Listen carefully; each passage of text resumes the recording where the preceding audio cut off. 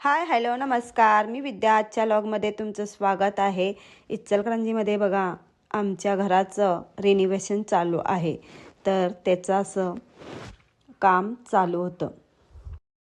आज बघा जेवणामध्ये मटण होतं, तर सुक्खं झणझणीत असं मटण आणि रस्सा आणि त्याबरोबर गरमागरम अशी भाकरी आणि मसाले भात.